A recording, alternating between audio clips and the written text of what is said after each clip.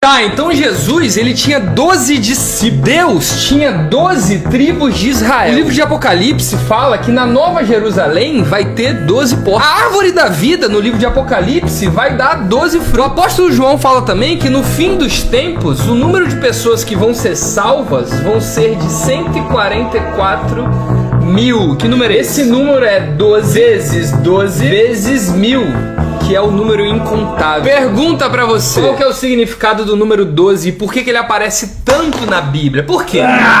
Ó, eu já falei pra você que números na Bíblia têm significado. E um dos motivos do porquê esses significados existem é um negócio chamado gematria. Vocês já ouviram falar sobre isso? Basicamente, na língua hebraica, que é a língua em que o Antigo Testamento foi escrito, meio que não existe número. Os números na língua hebraica são definidos por letras. Então, basicamente, cada letra da língua hebraica representa um número. Então, por causa disso, quando a gente escreve, por exemplo, um nome, a gente também pode descobrir o valor numérico desse nome, somando cada valor da letra que esse nome é formado. Sacou? E o que é gematria? Gematria é o estudo que tenta achar esses significados dentro da Bíblia. Por exemplo, no primeiro capítulo do Novo Testamento, no livro de Mateus da Bíblia, a Bíblia mostra pra gente a genealogia de Jesus. Genealogia, basicamente, é uma lista de nomes, tá ligado? Então, basicamente, o primeiro capítulo do livro de Mateus mostra pra gente os descendentes, a árvore genealógica de Jesus. Ó, Mateus capítulo 1 diz: esse é o registro dos antepassados de Jesus Cristo, descendente de Davi e de Abraão. Abraão gerou Isaac, Isaac gerou Jacó, Jacó gerou Judá e seus irmãos, Judá gerou Pérez e por aí. Você é do tipo de pessoa que lê genealogia ou que pula? Essa genealogia aqui do livro de Mateus, ela parece uma genealogia normal, como qualquer outra da Bíblia. Porém, quando Mateus vai terminar essa genealogia, ele faz um negócio estranho. Olha isso, Mateus capítulo 1, versículo 17. Portanto, são 14 gerações de Abraão até Davi, 14 de Davi até o exílio da Babilônia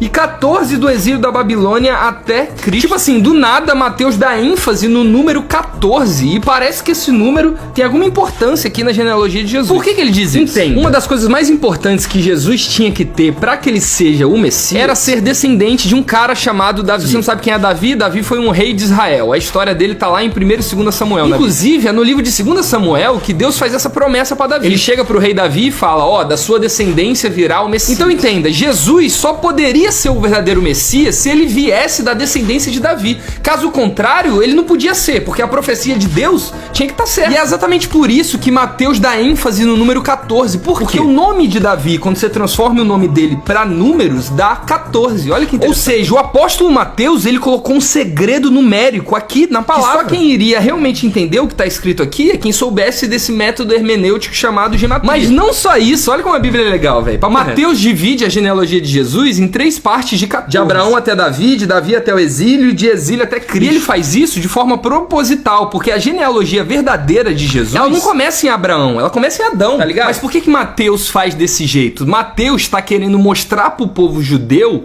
de forma numérica, que Jesus é como se fosse 3 vezes Davi. 3 é o número da Trindade, então Jesus é como se fosse o Davi perfeito, o homem perfeito. Mas não só isso, tem mais. Quando a gente soma 14 mais 14 mais 14, dá quanto? Dá 42. E 42 é composto de 6 vezes 7, ou seja, são 6, 7. E isso foi proposital também, porque o apóstolo Mateus está dizendo que Jesus é o último 7.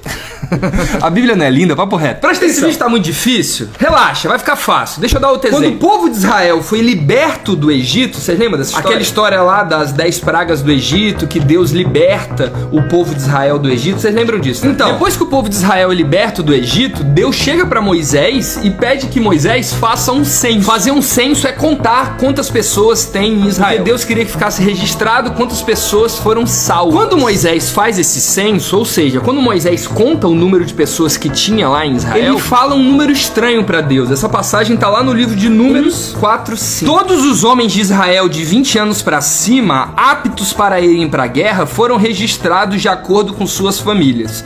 No total, 603.550 homens. Olha que interessante. Cientificamente e historicamente, esse número aqui tá errado. Provavelmente, o número da população de Israel que foi liberta do Egito era maior que 600 mil pessoas. Por que então Moisés escolheu esse número? Por que exatamente esse número? Então, quando a gente escreve, olha que doideira. Quando a gente escreve a frase todos os filhos de Israel em hebraico, transforma as palavras em números e soma esses números, qual o número dá?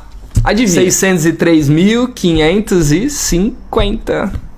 Diga aí, mano, doideira, né? Muito Então veja, a grande maioria dos números que estão na sua Bíblia, eles foram postos lá de forma proposital. E são essas coisas que tornam a Bíblia esse livro maravilhoso, incrível, que dentro dele existem tesouros incalculáveis. Você pode estudar a Bíblia a sua vida inteira, irmão, a sua vida inteira. E mesmo assim, você vai continuar achando coisas novas na palavra, isso é incrível. O número 12, por exemplo, que eu falei no começo do vídeo, ele diversas vezes representa na Bíblia o governo perfeito de Deus. Quando Deus quer representar o seu governo na Terra, ele faz isso utilizando o número 12. Por exemplo, no Antigo Testamento, o governo de Deus era estabelecido através das 12 tribos de Israel. Já no Novo Testamento, o governo de Deus agora é representado através da igreja. E a igreja nada mais é do que a perpetuação dos 12 apóstolos de Cristo. Mas não só isso. A Bíblia nos mostra também que o número 12 não só é uma realidade física, como também é uma realidade espiritual. Por quê? Quando Jesus foi preso antes de ser crucificado, a Bíblia fala que o apóstolo Pedro, ele ficou com muita raiva dos guardas romanos que queriam prender Jesus, tirou a faca dele e cortou a orelha de um dos soldados. Quando ele fez isso, Jesus disse, Mateus 26, 53, guarda essa espada, pois todos que empunham a espada morrerão por ela. Agora olha o que ele disse. Você acha que eu não poderia pedir ao meu pai? E ele não mandaria imediatamente à minha disposição 12 legiões de anjos? Que doideira, né? Então assim, eu sei que muita gente não acredita nesse tipo de interpretação bíblica baseado nos números. E tá tudo bem, eu respeito a sua opinião. Mas você que não acredita, me diz aí, será que é coincidência isso? É coincidência? O número 12, por exemplo, ele tá presente diversas vezes na Bíblia. Eu não vou falar agora, porque senão o vídeo vai ficar muito grande. Por exemplo, quando Jesus multiplicou pães e peixes, vocês estão ligados nessa passagem? Quando ele multiplicou, ele deu os pães e os peixes pra galera e sobrou uma quantidade de cestos.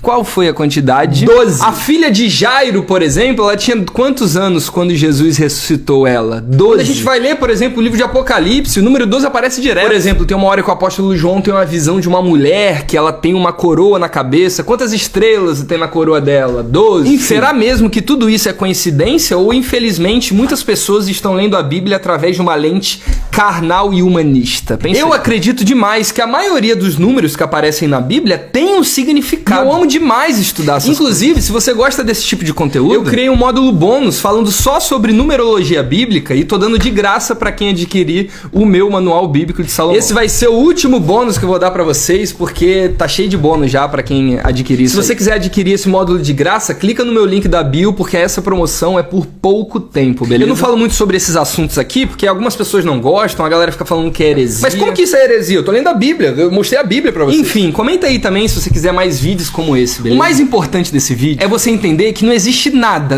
nenhum livro que chegue aos pés da nossa Bíblia Sagrada. Se você não é apaixonado pela palavra de Deus, se você não é viciado nesse livro aqui, saiba provavelmente que infelizmente você não entendeu ainda o que é isso aqui. Quanto mais eu estudo a Bíblia, mais eu noto que eu sei menos sobre ela, mais eu noto que eu preciso ler mais. Porque ela consegue ser extremamente simples em alguns pontos e extremamente complexas em outros. A Bíblia é muito incrível, velho. E se você não concorda comigo, eu te aconselho você a me seguir pra eu te provar que você tá errado. Salmo 119, 18 diz: abre meus olhos, ó Deus, para que eu veja as maravilhas da tua lei. Eu oro para que Deus abra os olhos de cada pessoa que tá me escutando, para que você possa compreender o quão maravilhoso é esse livro que Deus nos deu. Que Jesus abençoe sua vida.